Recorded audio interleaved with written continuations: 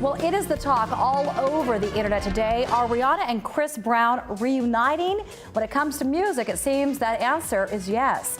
As we told you at the top of the show, the exes appear to be getting closer after swapping texts and tweets and working on each other's songs. Today, the executive director for the National Coalition Against Domestic Violence talked to MTV about this news and said, she says, I don't know what the relationship is at this point, but I'm not surprised she's staying connected. So this begs the question, will this reconciliation of sorts hurt Rihanna's career? Marketing expert Jim Gentleman from SKG Advertising is here to take a look. Jim, thanks for coming back on the show. Good to be here, Rachel. So a lot of people, I mean, it's one thing to forgive, but Rihanna's got everything to lose in the situation because she's again connecting herself to somebody whose image is less than stellar right now. It is, and you know, you wonder why she's making these decisions, but quite honestly, from a music sales standpoint, it doesn't seem to be hurting. She's got 2 hits right now in the top 20. He had a #1 selling album last year. They make good music. But the question will now be, will this impact future endorsements for her career possibly? So you're saying her music sales might not suffer her performances, but if you own a watch company or a sneaker company, you might not want her to endorse your product. That's right, because if you're one of those companies, you need to be careful about who you associate with. And in this case, you know, it appears to be a questionable decision based on their past together. She's maybe forgiven him.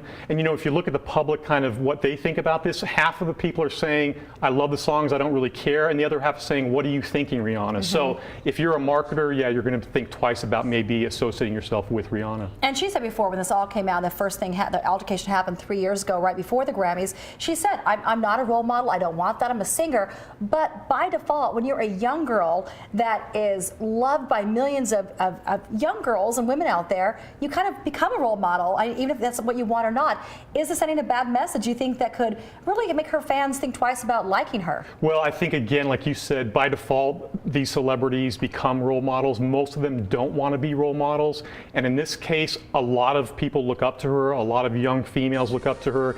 And I think they're going to look at this decision and say, you know, what is she thinking? Or maybe everyone deserves a second chance.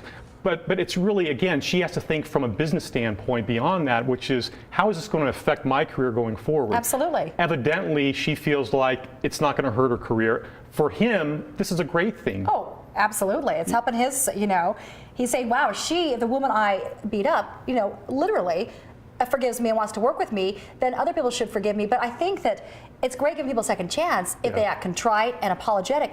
Everything we've seen just recently, he was tweeting back and forth with Miranda Lambert saying, I mean, he's just been really pompous about the whole thing and not very, I don't know, it doesn't seem genuine on his part. I mean, he's had episodes on talk shows where he stormed off the set, threw a chair through a window. GMA, Good Morning America. And then, like you said, after the Grammy Awards, he wins a Grammy Award. And then what does he do? He starts saying, for all you people out there who hate me, I don't care, I've got a Grammy now. I know.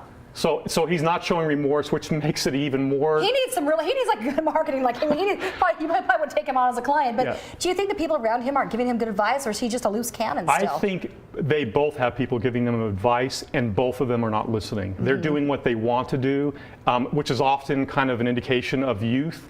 And maybe a few years from now, maybe they'll look back on this and say bad decisions. But I think a lot of people are giving them advice. They just don't listen. Well, we'll see if that happens to her career. We'll see if it helps him and hurts her. That could be very likely the case. So, Jim, thank you so much. We appreciate your time. Sure, Rachel. All right, Maria, over to you. Thanks so much, Rachel.